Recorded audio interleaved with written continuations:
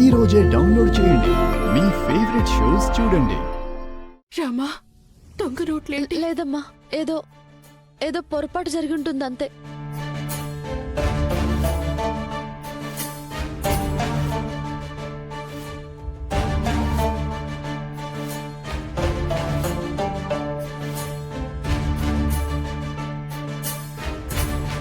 అమ్మా రా, మెల్లిగా. దొంగ నోట్లే. ఏంటయ్యా దొంగ నోట్లు ఇచ్చారు?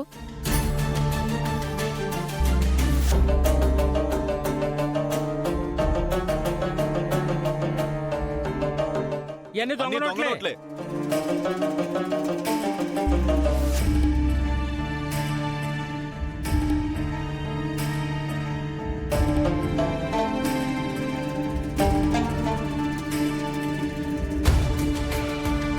అన్ని దొంగ నోట్లే. ఏంట్రా ఇది? ఈ ఫేక్ నోట్లు బ్యాగ్ లోకి ఎలా దొంగ వచ్చాయి? నోట్లు ఏంట్రా? నువ్వు తెస్తే వచ్చాయి. అరే, నేను నేరుగా బ్యాంక్ నుంచి ఇక్కడికే వచ్చానండి. అసలు నువ్వు బ్యాంక్ వెళ్ళావో లేదో ఎవరికి తెలుసయ్యా? మాటలు మాట్లాడుతున్నావు. ఇలాంటి మాటలు మాట్లాడొద్దండి. ఊరుకోవయ్యా, రఘురామ్ గారి మేనడు అయి ఉండి ఇంత మోసం చేయడానికి సిగ్గులేదు?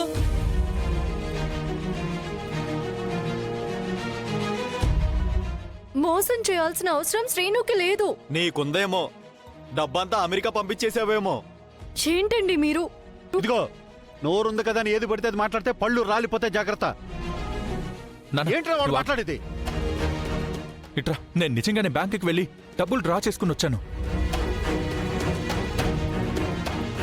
చూడండి, ఈ రిసిప్ట్ చూడండి, అందరూ చూడండి. ఇది చూసిన తర్వాత కూడా ఈ ఫేక్ నోట్లు అంటే నమ్ముతారా మీరు? చెప్పండి. దారిలో ఎటు మళ్ళించావో ఏమో.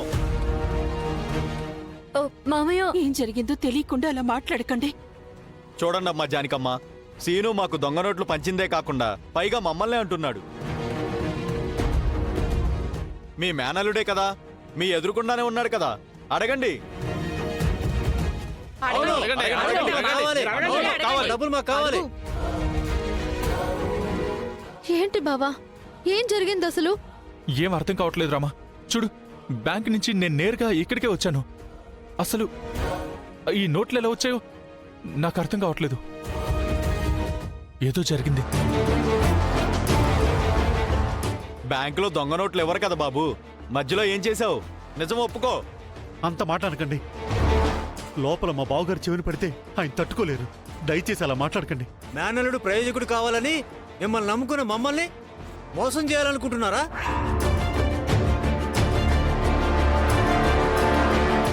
మోసం మా ఇంట వంట లేదు.